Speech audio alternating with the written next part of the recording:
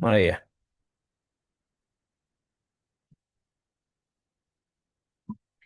Oke, Bismillahirrahmanirrahim. Assalamualaikum warahmatullahi wabarakatuh. Pada kesempatan kali ini, izinkan saya mahasiswa Cybermu Universitas Cyber Muhammadiyah menyampaikan paparan terkait mata kuliah Hukum Internasional atas nama mahasiswa Syahrizal, nomor induk 2024 0600 122. Judul yang saya pilih adalah Efektivitas Hukum Internasional dalam kasus sengketa Pulau Sipadan Ligitan antara Indonesia dan Malaysia yang kemudian dibawa ke mekanisme hukum internasional melalui wadah International Court of Justice pada tahun 2022. Jadi, latar belakang kasus ini bahwa Pulau Sipadan dan Ligitan merupakan dua pulau kecil yang terletak di Laut Sulawesi, Indonesia di wilayah perbatasan Indonesia dan Malaysia. Sengketa kepemilikan muncul akibat ketidakjelasan pengaturan batas wilayah dalam perjanjian kolonial antara Inggris dan Belanda. Setelah Indonesia dan Malaysia merdeka, kedua negara sama-sama mengklaim kedaulatan atas pulau tersebut. Upaya penyelesaian secara diplomatik tidak mencapai kesepakatan sehingga pada tahun 1998 kedua negara sepakat membawa sengketa ini ke International Court of Justice. Kesepakatan ini menunjukkan adanya pengakuan terhadap mekanisme hukum internasional. Apa itu International Court of Justice? Adalah pengadilan internasional yang mengadili sengketa antar negara. Jadi bukan individu, perusahaan, atau organisasi non-negara. Ini khusus sengketa antar negara. Menerapkan hukum internasional sebagai dasar putusan berkedudukan di Den Haag, Belanda. Dasar hukum pembentukan ICJ adalah pasal 92 sampai 96 Piagam PBB. Jadi statuta ICJ merupakan bagian tidak terpisahkan dari Piagam PBB. Sehingga seluruh anggota PBB otomatis menjadi pihak dalam statuta ICJ. Nah, kemudian apa teori hukum yang bisa dipakai sebagai rujukan ICJ dalam menyelesaikan sengketa ini? Teori hukum pertama adalah teori positivisme hukum internasional. Teori positivisme hukum internasional tidak lahir dari satu orang, tapi berkembang dari beberapa pemikir. Emer de Vettel, negara berdaulat sebagai aktor utama hukum internasional. Hukum internasional lahir dari kehendak negara. Kemudian tokoh lainnya Lasa Oppenheim, merumuskan positivisme hukum internasional modern, menolak hukum alam dan moral subjektif. Nah, konsep inti teori positivisme ini adalah hukum internasional hanya mengikat jika bersumber dari persetujuan negara. Sumber hukumnya berdasarkan perjanjian internasional, hukum kebiasaan internasional, putusan pengadilan, dan subsidiar. Jadi tidak mempertimbangkan keadilan moral, sejarah penderitaan, klaim emosional, atau nasionalisme. Benar-benar berdasarkan rujukan-rujukan hukum ya. Nah, aplikasi dalam kasus Sipadan Ligitan bahwa ICJ tidak menilai siapa yang lebih berhak secara historis, tidak mempertimbangkan kedekatan geografis, hanya menilai bukti hukum positif. Inilah dasar dari hukum positivisme murni. Nah, kemudian teori kedua yang bisa dipakai oleh ICJ dalam merumus atau menyelesaikan sengketa ini adalah teori efektivitas, effective occupation. Nah, asal-usulnya berasal dari praktek hukum kebiasaan internasional, dikembangkan melalui jurisprudensi internasional. Tokohnya Hakim Max Haber. Konsep intinya adalah pelaksanaan kewenangan negara secara nyata, damai, berkelanjutan, dan publik atas suatu wilayah. Elemen utamanya adalah tindakan kenegaraan, berkesinambungan, kemudian peaceful display of authority, dan public character. Jadi klaim hukum tanpa tindakan nyata dinyatakan lemah berdasarkan teori ini. Mengapa teori effectivities ini dipakai oleh ICJ? Karena hasil pengkajian dokumen ditemukan bahwa perjanjian kolonial tahun 1891 itu tidak jelas batas-batas wilayahnya. Maka ICJ mencari bukti-bukti terhadap penguasaan nyata atas lokasi atau atas pulau-pulau tersebut.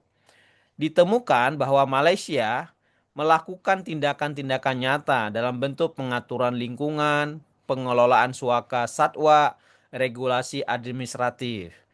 Sedangkan Indonesia tidak memiliki cukup bukti tindakan administratifnya. ICJ memilih fakta hukum, bukan klaim sejarah. Nah, kemudian bagaimana ICJ melakukan pembahasan? Nah, perjanjian kolonial Inggris Belanda pada tahun 1891 itu sebagai rujukan awal. Perjanjian ini merupakan perjanjian internasional antara Inggris dan Belanda yang mengatur garis batas wilayah di Pulau Kalimantan atau Borneo pada masa kolonial. Dalam sengketa Sipa dan Ligitan, perjanjian ini diajukan sebagai dasar historis title untuk menentukan apakah kedua pulau tersebut termasuk wilayah Hindia Belanda, cikal bakal Indonesia, atau British North Borneo, cikal bakal Malaysia. Nah, permasalahan penafsirannya, ICJ menilai bahwa perjanjian 1891 tersebut hanya mengatur batas daratan. Tidak terdapat ketentuan eksplisit mengenai Pulau Sipadan, Pulau Ligitan, batas maritim di Laut Sulawesi. Dengan demikian, perjanjian 1891 tidak dapat dijadikan dasar langsung penentuan kedaulatan atas kedua pulau. Nah, implikasi hukumnya, ketika perjanjian tidak jelas atau tidak mengatur secara eksplisit, maka ICJ beralih ke prinsip hukum internasional lain. Ini menunjukkan bahwa perjanjian internasional bukan satu-satunya hukum yang menentukan. Nah, selanjutnya ICJ menggunakan prinsip effectivities, di mana mencari pelaksanaan kewenangan negara secara nyata dan berkelanjutan. Ini prinsip effectivities, mengacu pada tindakan nyata, kemudian terus-menerus, dan damai suatu negara dalam menjalankan kewenangan administratif atas suatu wilayah. Nah, prinsip ini berkembang dalam jurisprudensi ICJ dengan referensi kasus Island of Palmas, kasus Minqueres and Encheros, ini di Meksiko ya. Jadi ada referensi kasus yang bisa dipakai oleh ICJ. Bagaimana penerapan dalam kasus Sipa dan Ligitan? ICJ menilai bukti tindakan nyata ternyata Malaysia waktu itu melalui Inggris telah melakukan pengaturan dan perlindungan suaka burung, penerapan regulasi lingkungan, kegiatan administratif yang konsisten, tidak ditentang oleh pihak lain pada saat dilakukan. Ini klaim Malaysia melalui Inggris pada masanya. Nah, Indonesia yang waktu itu Belanda sebagai yang mengorkestrasi, tidak ditemukan tindakan administratif serupa. Sehingga klaim Indonesia lebih bersifat historis dan geografis. Nah, di sini ICJ menegaskan bahwa klaim kedaulatan harus dibuktikan melalui pelaksanaan kewenangan, bukan sekedar pernyataan.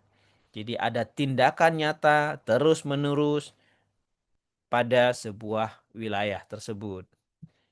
Nah, relevansinya terhadap hukum internasional, prinsip effectivities menunjukkan bahwa hukum internasional menghargai fakta empiris. Negara yang aktif menjalankan kewenangan akan lebih diakui secara hukum. Hukum internasional mendorong kepatuhan preventif, bukan hanya penyelesaian pasca sengketa. Ini memperkuat efektivitas normatif hukum internasional. Nah, ada prinsip lain yang juga digunakan adalah pasal 2 ayat 3 Piagam PBB yang menyatakan all members shall settle the international dispute by peaceful means in such of manner that international peace and security and justice are not endangered. Prinsip ini merupakan jus cogens dalam sistem hukum internasional modern.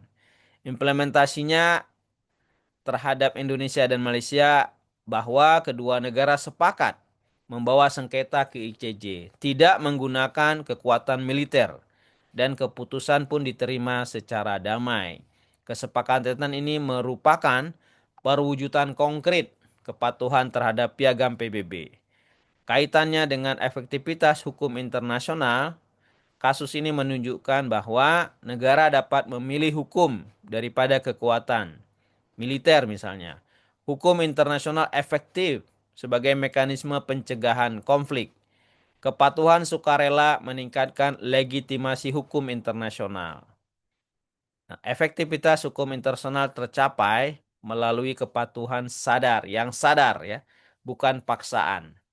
Ini semakin penting karena sekarang banyak konflik global karena ketidakpatuhan ya, seperti kasus Amerika, Venezuela, Amerika di Iran dan seterusnya ya. Nah, kemudian ICJ dalam penyelesaian sengketa ini, ICJ menggunakan hukum kebiasaan internasional. Hukum kebiasaan internasional terbentuk dari politik negara, state practice, and opinio juris. Keyakinan bahwa praktik tersebut adalah kewajiban hukum. Jadi ICJ menyatakan perjanjian 1891 tidak mengatur secara eksplisit, tidak ada perjanjian baru pasca kolonial. Maka ICJ menggunakan hukum kebiasaan internasional untuk menilai kedaulatan wilayah, menerapkan prinsip efektivitas, menentukan standar pembuktian klaim. Kontribusinya adalah hukum kebiasaan internasional bisa lebih fleksibel, berlaku umum tanpa ratifikasi, tetap mengikat.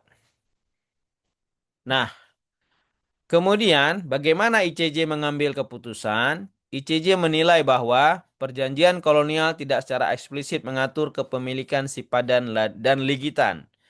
Klaim kedaulatan harus dinilai berdasarkan tindakan administratif nyata. Malaysia melalui Inggris menunjukkan tindakan nyata berupa pengaturan suaka burung, pengelolaan lingkungan, regulasi administratif yang konsisten. Sementara Indonesia tidak mampu menunjukkan tindakan administratif serupa. ICJ menegaskan bahwa klaim historis tanpa pelaksanaan nyata tidak cukup. Sehingga pada akhirnya pada tahun 2002 ICJ mengeluarkan keputusan bahwa 1. Kedaulatan atas Pulau Sipadan dan Ligitan berada pada Malaysia. 2. Keputusan diambil berdasarkan prinsip efektivitas. 3. Putusan ini bersifat final dan mengikat. Nah, kemudian apa kesimpulan atau analisa efektivitas hukum internasional yang bisa kita rangkum dari kasus ini? Dari perspektif kepatuhan negara, Indonesia menerima dan mematuhi putusan ICJ. Tidak ada eskalasi konflik. Hubungan bilateral tetap stabil, sehingga tercapai efektivitas tinggi secara kepatuhan. Nah, ini menarik ya. Jadi, bahwa hukum internasional itu adalah panglima ketika ada sengketa-sengketa antar negara. Jadi, kalau antar warga di sebuah pemukiman, maka ada aturan-aturan bagaimana hidup bertetangga, RT, kemudian hidup RT, RW, kelurahan. pada level RT, RW, kelurahan saja ada aturan-aturan yang harus dipatuhi bersama. Nah, untuk lintas negara, maka tentu dibutuhkan hukum internasional. Nah, bagaimana hukum internasional itu harus berlaku efektif? Maka dia harus mampu berdiri di atas segala kepentingan. Maka dia harus memiliki pijakan yang kuat, memiliki teori-teori hukum yang kuat, dan disepakati oleh semua negara. Dalam hal ini adanya piagam PBB. Jadi Indonesia dan Malaysia sudah mengimplementasikan ini. Indonesia menerima dan mematuhi putusannya. Tidak ada konflik dan tidak ada eskalasi dan hubungan bilateral tetap stabil. Ini sesuatu yang apa namanya? Yang cukup dalam sebenarnya. Tentu Indonesia mengambil pelajaran, experience yang baik dari hal ini, dari keputusan ICJ ini. Dikarenakan Indonesia adalah negara kepulauan dan Indonesia geografisnya sangat luas. Maka penting bagi pemerintah Indonesia untuk mengelola pulau-pulaunya yang tersebar seluruh penjuru Nusantara secara lebih lebih proper dan tentu mempertimbangkan aspek-aspek implementasi hukum internasional. Salah satunya referensinya adalah kasus keputusan ICJ terhadap Pulau Likitan ini. Kemudian, dua, dari perspektif pencegahan konflik. Nah, sengketa ini tidak berlanjut menjadi konflik bersenjata. Bisa dibayangkan kalau kedua belah pihak tidak memiliki kepatuhan, kesadaran akan pentingnya hukum internasional, maka ini akan eskalasi naik menjadi konflik bersenjata. Dan ini tentu akan mengganggu hubungan antar negara dan juga mengganggu hubungan atau stabilitas politik pada skala regional. Tentu ini akan mengganggu proses pembangunan dan tentu akan mengganggu dinamika ekonomi negara dan kawasan. Dan ini akan bisa-bisa menjadi satu titik panas baru, hot button baru yang mengundang eskalasi global juga. Mengingat Asia Tenggara adalah region yang sangat berpengaruh terhadap arus lalu lintas ekonomi dunia. Jadi penting sekali memiliki kesadaran global, bukan hanya urusan antar Indonesia Malaysia, tapi ini ada pertimbangan global di mana eh, Asia Tenggara masih membutuhkan stabilitas politik, ekonomi, militer kawasan yang stabil untuk terus melaksanakan pembangunan bersama-sama pada skala kawasan dan tidak memicu eskalasi global yang nanti bisa menyeret para pemain-pemain global untuk semakin memanaskan suasana. Kemudian, dari perspektif pencegahan konflik, mekanisme hukum mencegah eskalasi politik. Jadi hukum internasional efektif sebagai alat stabilisasi.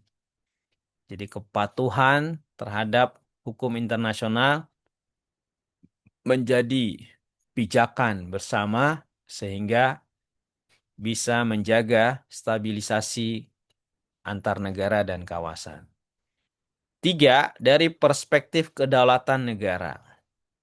Indonesia memang kehilangan wilayah, tetapi keputusan ini tentu memiliki dasar analisa, teori, dan pembahasan yang mendalam. Sehingga Indonesia bisa menerima keputusan ini. Dan yang lebih penting, Indonesia tetap memperoleh kepastian hukum. Nah, kepastian hukum ini penting supaya pemerintah Indonesia tidak kehilangan pondasi pijakan dalam mengelola bangsa dan negaranya. Jadi tidak ada klaim dari warga negara terhadap kesalahan pengelolaan. tetapi memang proses hukumnya berjalan secara mekanisme yang benar, memiliki pijakan yang kuat. Jadi Indonesia pemerintah memperoleh kepastian hukum. Kepastian hukum ini penting karena bagaimana negara akan melakukan tindakan-tindakan berikutnya. Misalnya pengelolaan anggaran, pengelolaan sumber daya, dan seterusnya. Keputusan ini dibutuhkan. Karena kalau sudah ada keputusan yang pasti, yang inkrah, maka negara bisa merumuskan regulasi berikutnya. Kalau dua pulau ini memang sudah menjadi milik Malaysia, tentu alokasi anggaran akan di-stop, alokasi resource dan program pembangunan akan di-stop dan dialihkan ke lokasi yang lain, di mana Indonesia membutuhkan masih banyak tugas-tugas pengelolaan pulau-pulau terluar, 3T, daerah terluar, termiskin, ya, tertinggal yang harus di manage oleh pemerintahan dengan efektif dan efisien. Jadi pijakan hukum, kepastian hukum sangat dibutuhkan oleh pemerintahan Indonesia. Jadi ini menunjukkan dilema klasik antara kepentingan nasional dan kepatuhan hukum internasional.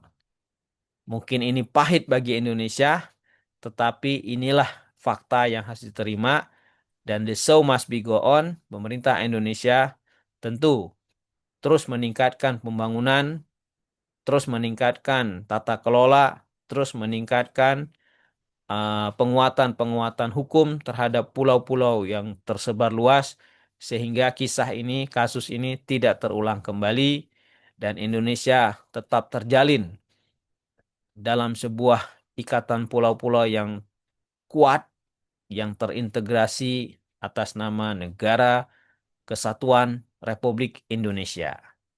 Dengan apa? Dengan pembangunan yang terus berjalan, maka diharapkan ke depan Indonesia tetap tumbuh sebagai sebuah negara kesatuan yang kokoh, pembangunan yang terus berkelanjutan sehingga bisa menjadi negara yang terus berkembang menjadi global player pada waktunya. Itulah pentingnya hukum internasional.